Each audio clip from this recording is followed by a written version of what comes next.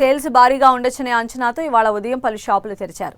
అక్షయ తృతీయ సందర్భంగా పలు జ్యువెలరీ సంస్థలు ఆఫర్లను ప్రకటించాయి. పలు బంగారు నగల ఎక్స్చేంజ్లపై బోనస్ను కూడా ప్రకటించారు.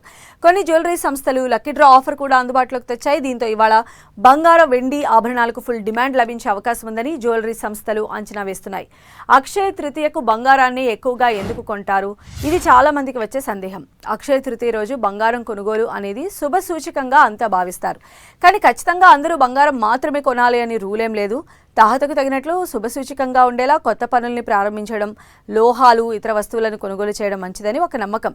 ఇందులో భాగంగా గోల్డ్ కొనుగోలు చేస్తూ ఉంటారు. ఇక బంగారాన్ని ఎందుకు కొంటారంటే భారతీయులు గోల్డ్ను లక్ష్మీదేవి స్వరూపంగా చూస్తారు, శుభకరంగా భావిస్తారు. అక్షయ తృతీయ రోజున ఇష్టదైవమైన లక్ష్మీదేవిని పూజ చేసి పూజల్లో బంగారాన్ని కూడా పెడుతూ ఉంటారు. పైగా అక్షయ తృతీయ రోజు అత్యంత శుభప్రదమైన ముహూర్తంలో ఇలాంటివి కొనుగోలు చేయడం వల్ల ఇంట్లో శుభాలు, ఐశ్వర్య వృద్ధి జరుగుతుందని నమ్ముతారు. పెట్టుబడులు, కొనుగోళ్లకు దీన్ని మంచి రోజుగా భావిస్తారు. కాబట్టి జ్యువెలరీ షాపుల్లో అక్షయ తృతీయ రోజున రద్దీ ఎక్కువగా ఉంటుంది. గోల్డ్ ఒక ఆర్థిక పెట్టుబడిగా ఇండియన్స్ భావిస్తారు. అలంకరణతో పాటు కుటుంబానికి అత్యవసర సమయాల్లో ఆదుకుని ఉపయోగపడే వస్తువు కింద గోల్డ్ను చూస్తారు.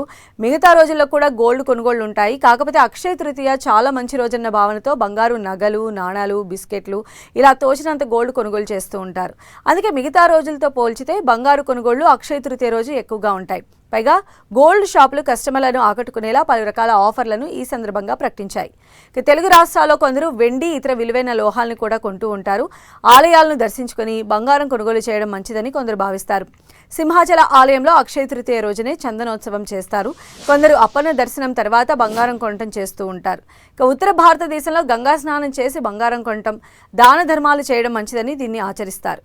మహారాష్ట్రలో బంగారంతో పాటు కొత్త వస్తువుల్ని కొని విష్ణు పూజలు చేస్తారు.